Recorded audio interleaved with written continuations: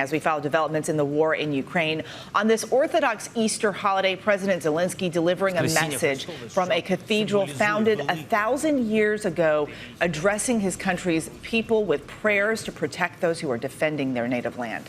And in Russia, Vladimir Putin attending a service in Moscow as his country carries out more deadly attacks on civilians in Ukraine. Drone footage from the city of Chernihiv, about 100 miles northeast of Kyiv, shows some of the carnage caused by the Russian onslaught. President Zelensky saying yesterday that U.S. Secretary of State Blinken and Secretary of Defense Austin are both due on the ground today in Kyiv. So let's get the latest now from Ukraine's capital. ABC's Marcus Moore is there. Marcus, good morning.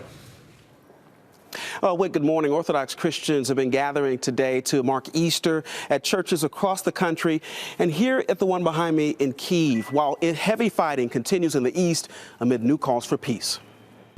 As Russia focuses on its new battleground in the south, we are invited to the depths of Kyiv's metro system. A bomb shelter at the start of this war, it is now the backdrop for Ukrainian President Zelensky's latest plea to the world. And Zelensky revealing U.S. Defense Secretary Lloyd Austin and Secretary of State Antony Blinken will meet him today in Ukraine. Neither the Pentagon nor the State Department would confirm Zelensky's announcement, but it is speculated the trio would discuss further military aid for Ukraine. Are you pleased with the equipment that you are getting, not only for the short term, but for the long term if this conflict drags on? We are very grateful to the bipartisan support which we are receiving. And despite Russia's brutal onslaught, Zelensky still leaving the door open to a face-to-face meeting with Vladimir Putin.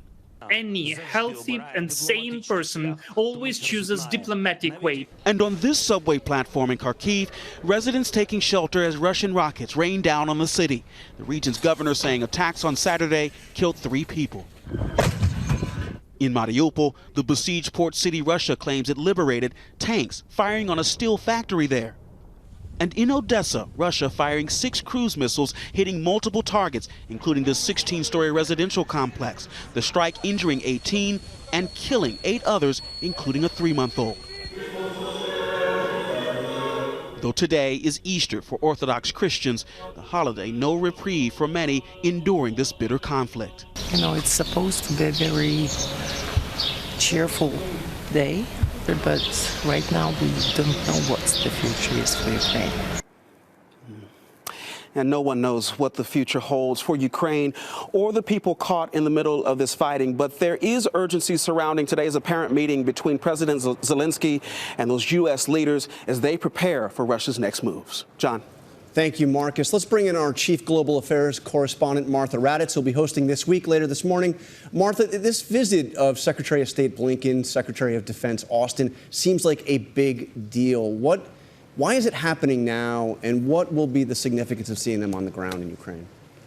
That's exactly right, John. It is a very big deal when you have 2 secretaries, 2 U.S. cabinet members travel into a conflict zone. That means a lot not only to President Zelensky, but to all Ukrainians, that they would take the risk, that they will listen. And that's exactly what that visit will do. They would listen. They would want to know what President Zelensky is feeling, what more he needs. As you said this morning, they've sent 800 million more in heavy weapons on the way to Ukraine. They'll want to know how those are used, what more they can do. You just can't replace that face-to-face, as you know, John. And Zelensky just said that they shouldn't come with empty hands. We've seen Biden announce the big new weapon shipments. Are they getting to those Ukrainian troops that need them? Well, you know, I've been there a couple of times in the last couple of months, and it was remarkable to me how quickly that equipment was getting to the front lines. It is very difficult. It obviously has to go over land and in the middle of a conflict zone, but they are getting it there quickly. I think President Zelensky, when he talks about don't come with empty hands, I think they always want more and more, but he seems satisfied at this point what they are getting and how it is getting there. But I would assume that Secretaries Austin and Blinken will want to make sure it's getting there as quickly as possible to make a real difference in these critical next few weeks. For sure. And overnight, we saw the apparent Russian missile strike in Odessa, killing 8 people as they're preparing to celebrate Orthodox Easter. Remind us why Odessa is so strategically important.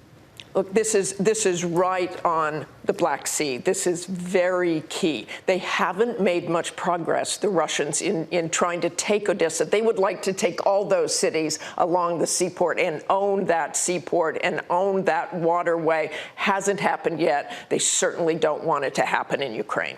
Thank you, Martha. Tune in later this morning for This Week. Following President Biden's announcement of new military aid for Ukraine, Martha goes one-on-one with a key ally of President Zelensky and the former U.S. ambassador to NATO, Lieutenant General Doug Lute. Plus, Michael Osterholm discusses mask mandates and new variants as COVID restrictions continue to be lifted across the nation. Hi, everyone. George Stephanopoulos here. Thanks for checking out the ABC News YouTube channel. If you'd like to get more videos, show highlights, and watch live event coverage, click on the right over here to subscribe to our channel. And don't forget to download the ABC News app for breaking news alerts. Thanks for watching.